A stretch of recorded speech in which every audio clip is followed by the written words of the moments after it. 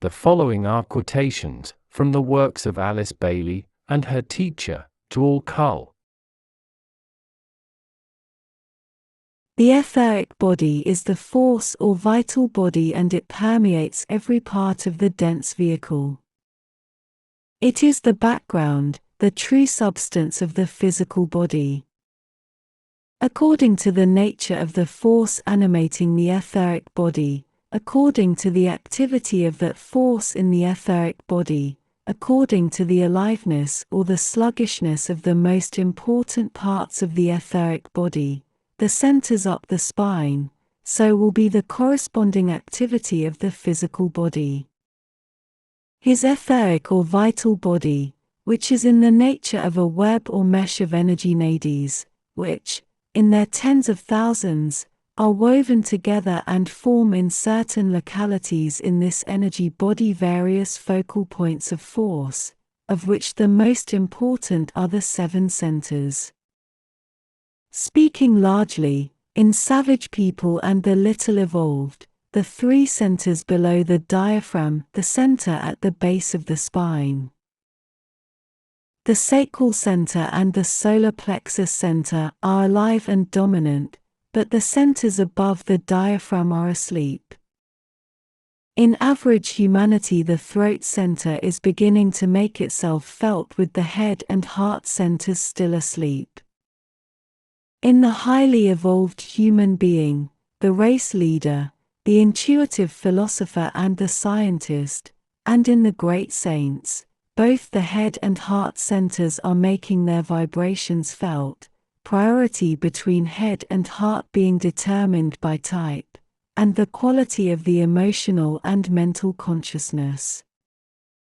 Through evolution and the effect of meditation work, a man is able to function consciously through his 3 major centers, head, heart and throat, leaving the 3 lower centers, the base of the spine, sacral center and solar plexus, to carry on their normal function of energizing the body automatically, so that the digestive apparatus and the reproductive system and certain aspects of the nervous mechanism can carry forward their work. I would point out that in the transference of the fire at the base of the spine and the turning of its attention to the 2 higher triangles comes the redemption of man. Kundalini lies at the base of the spine, and, in the normal average man, its main function is the vitalization of the body.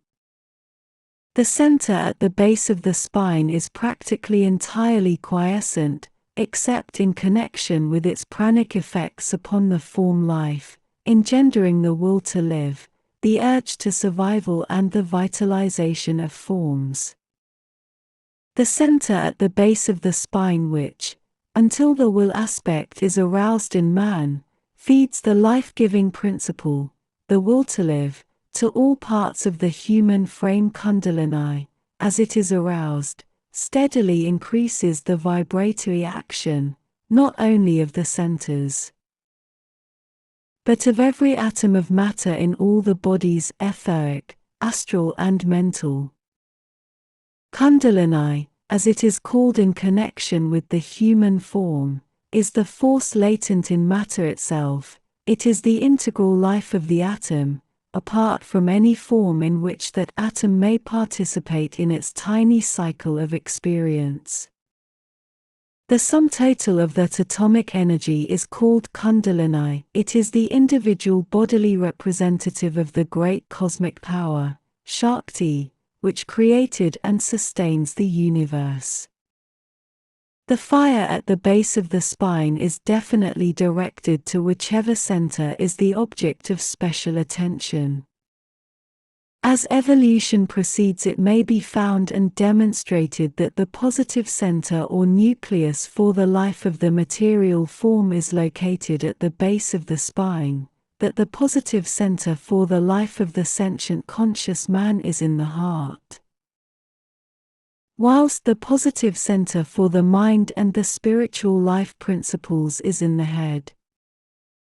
The object, therefore, of all methods and practices is to bring about conscious union with the soul, and produce the subordination of the two lower energies, those of matter and those of the sentient mental nature, to the highest of the three energies, the spiritual life. When this is accomplished, the spiritual life principle animates a soul which knows no barriers and limitations because it has brought its mechanism to the highest state of perfection. Matter has been raised into heaven, and hence the Hindu teaching that the Kundalini fire, the energy of matter, sometimes called the mother, has eventually to be raised from its position at the base of the spine up into the head. When the inner fire is circulating through each center and when Kundalini is spiraling accurately and geometrically from vortex to vortex. The intensification interacts in three directions: it forces the unification of the higher and lower, and it attracts the spiritual life itself. It might be stated that the awakening of the center at the base of the spine is the result of an act of the will directed from the head and resulting in the elevation of all the energies to the head, just as the solar plexus was awakened and energy was carried to the heart, also by an act of the will. The energy of the solar plexus, that great clearinghouse for personality energy, must be carried always to the heart. The solar plexus is still the midway point in the transmutation processes of the aspiring personality. It transmutes and transmits the energies of the sacral center and of the center at the base of the spine, and is the clearinghouse for all energies focused in the centers below the diaphragm. I have several times used the phrase pass through the centers and forms. This concept necessitates the idea of distributing centers to which the incoming energies may go and from which they may pass out again as radiation. Some idea of this might be grasped if I gave you the new proposition, new to you though old to esotericists, of the centers in the human etheric body. The four centers above the diaphragm, the heart, throat, ajna and head centers, are basically and primarily receiving centers. The centers below the diaphragm, the base of the spine, the sacral, solar plexus and spleen centers, are galvanized into activity by the four higher receiving centers. There is a close relation between the highest center, the head center, and that at the base of the spine. The active interplay between the head center and the center at the base of the spine produces the manifestation of the divine will or purpose.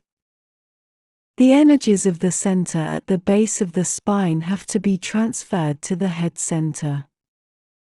The awakening of the seventh center, the center at the base of the spine, by the soul working through the first or highest head center and producing, as a consequence, the surging upwards of the Kundalini fire. This, in its turn, produces fusion with the higher forces.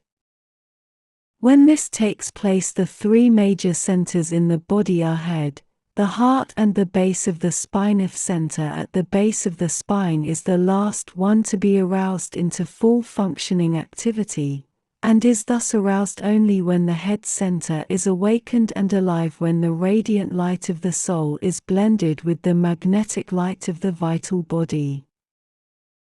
It stimulates the atoms of the physical body to such an extent that each atom becomes in turn a tiny radiant center. This only becomes possible when the head, heart, the solar plexus and the center at the base of the spine are connected. Many aspirants feel convinced that they have raised the Kundalini fire at the base of the spine and are consequently making rapid progress, whereas all that they have accomplished is to burn or rub through the web at some point or other up the spine. A sensation of burning or of pain in any part of the spine, when not due to physiological causes, is, in the majority of cases, due to the piercing of one or other of the webs, through the activity of the centers allied to them.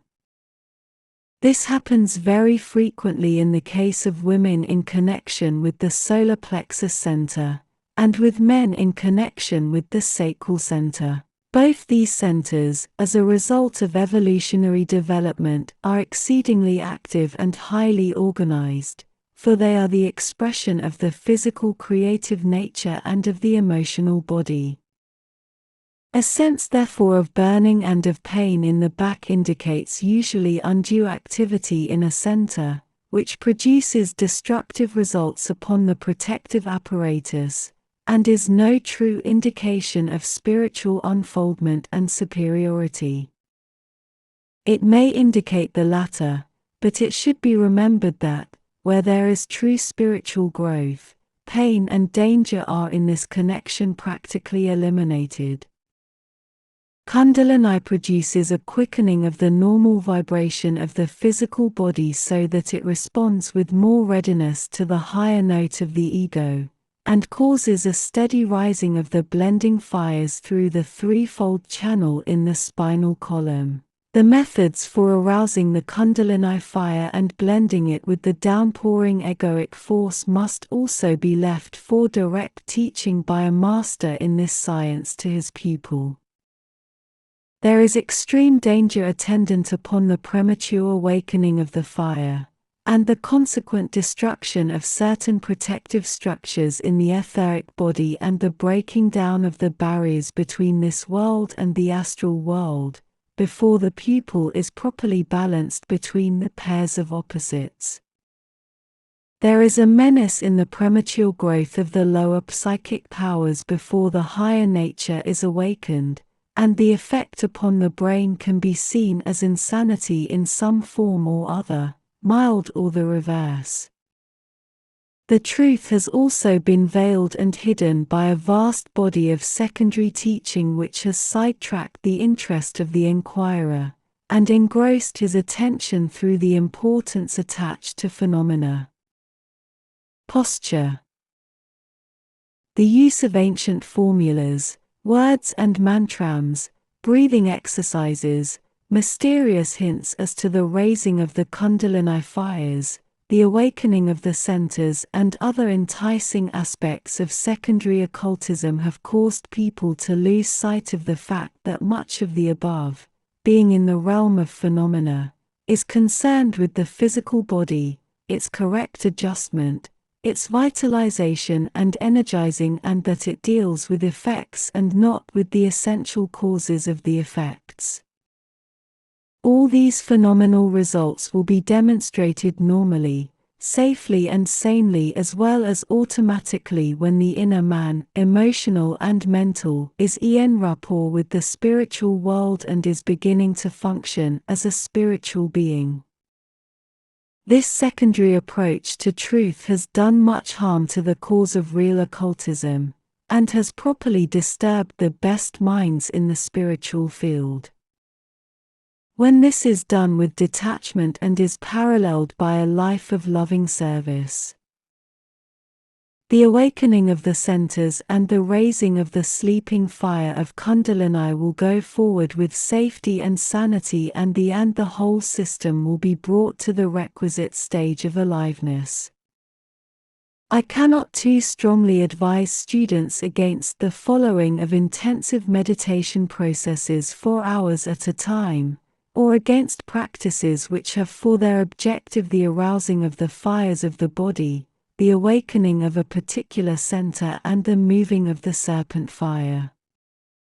The general world stimulation is so great at this time, and the average aspirant is so sensitive and finely organized that excessive meditation, a fanatical diet, the curtailing of the hours of sleep or undue interest in and emphasis upon psychic experience will upset the mental balance and often do irretrievable harm. When meditation is forced, or is pursued too violently, before the alignment between the higher and lower bodies via the emotional is completed, This fire may act on the fire latent at the base of the spine, that fire called Kundalini, and may cause it to circulate too early. This will produce disruption and destruction instead of vivification and stimulation of the higher centers. There is a proper geometrical spiraling which this fire should follow, dependent upon the ray of the student and the key of the vibration of his higher centers.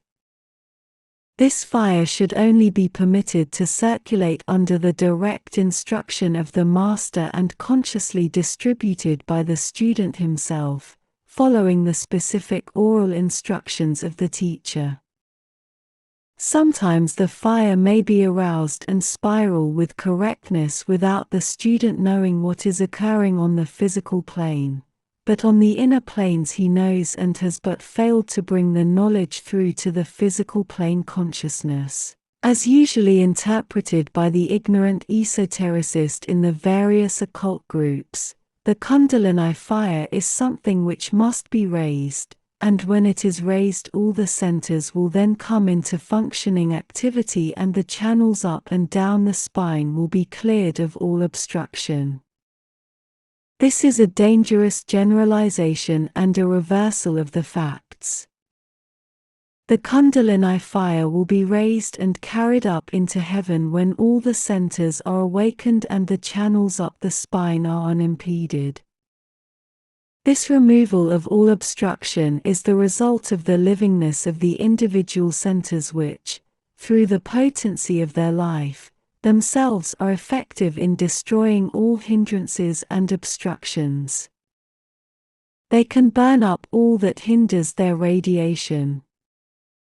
What usually happens in those accidental cases, which do so much harm, is that the aspirant, through his ignorant curiosity and by an effort of the mind, not of the spiritual will, but purely as an expression of personality will, succeeds in arousing the lowest of the three fires, the fire of matter, fire by friction.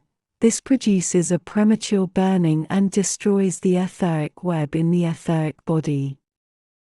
These circular discs or webs are to be found between each pair of the centers up the spine and also in the head. They are normally dissipated as purity of life, the discipline of the emotions, and the development of the spiritual will are carried forward. Just as we are told that the life principle is seated in the heart, so the will to be is seated in the base of the spine. There has been much idle and dangerous talk anent this center, and the whole subject of the Kundalini fire has proved an exciting and enticing tale by the pseudo-occultists of the world. The true occultist in training has naught to do with the Kundalini fire, as usually understood. It is not possible for me to do more than make certain facts somewhat clearer to you. And yet at the same time I must refrain from indicating modes and methods of arousing the activity of this center, on account of the extreme danger involved in any premature work on the basic center. There has been much loose talk about the raising of the Kundalini fire and much misapprehension in the matter. Let me assure you that it is most difficult to raise, and can only be done by a definite act of the will and through the intense mental focusing and concentrated attention of the man, seated on the throne of consciousness in the head. The time has not yet come when it is safe for the aspirant or the disciple to relate the head center and the base of the spine. Whatever may take place automatically, normally and naturally and through the development of the disciple can and should be permitted to take place, provided there is no conscious intent and that there is also a close and careful scrutiny and control of the personality life. Just as there is a veil called the etheric web dividing off the various force centers in the human body, and protecting the head centers from the astral world, so there is a separating web between the world of physical life and the astral world. The capacity, therefore, to work at will through the medium of any particular center. This is only possible when the soul can dwell as the ruler on the throne between the eyebrows and when the Kundalini fire has been what is occultly called raised. This fire has to pass up through the spinal column and burn its way through the web which separates center from center on the golden rod of power. This triple blending can only be safely undertaken by the highly organized and rounded out person, and by one who has achieved the capacity to focus his attention in the head and from that high point direct the entire process of fusion. It involves the ability to withdraw the consciousness literally into the etheric body and yet at the same time to preserve, in full awareness, a point of contact in the head, and from that point direct the automaton, the physical body. It presupposes, if successful, certain etheric conditions in the body. One of these is the process of burning through or destruction, partial or complete, of any obstructions found along the spinal cord which could prevent the free rising of the fire at the base of the spine, commonly called the Kundalini fire, which lies quiescent, latent and potential in the lowest center. This is the sleeping serpent which must arise and uncoil. To will.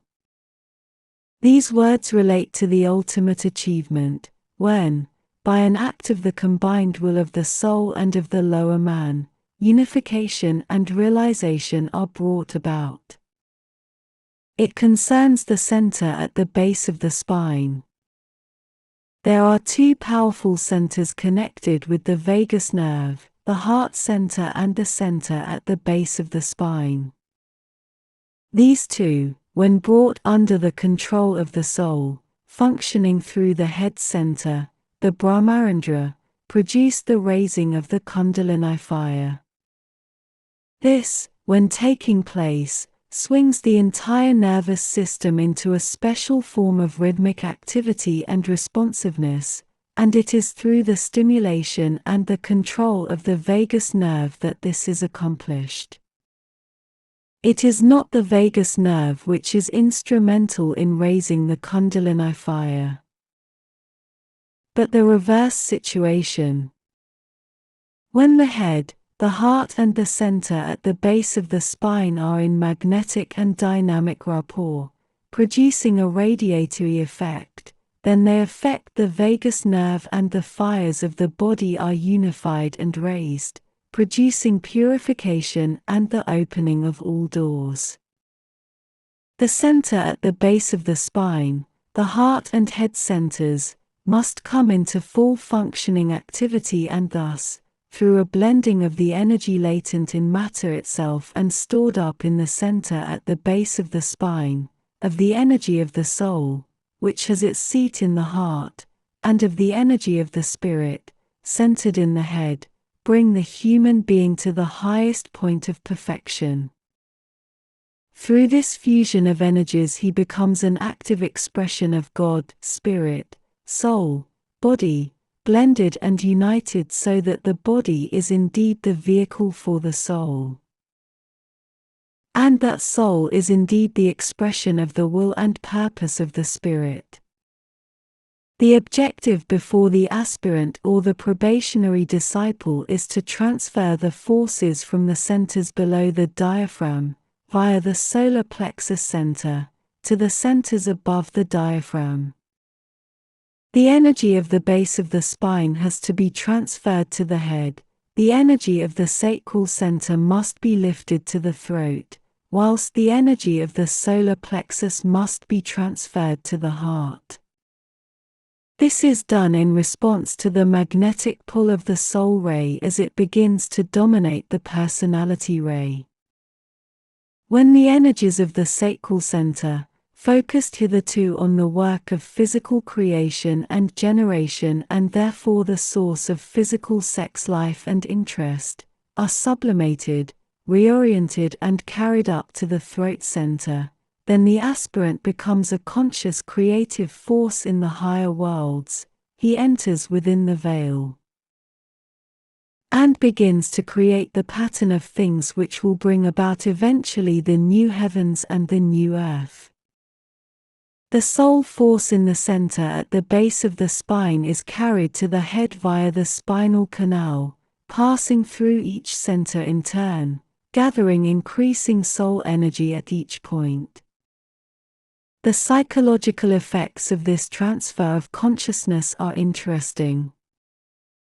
When the soul is enthroned, as the scientific Oriental books put it, in the head, it attracts upward to itself, through the power of its magnetism, the force latent at the base of the spine. Thus is produced the complete blending of spiritual energy and the force in matter itself through the attractive energy of the soul. This is what is meant by the arousing of the Kundalini power, and it should be done by the magnetism of the dominant soul, and not by meditation on any specific center or by conscious action on the force of matter.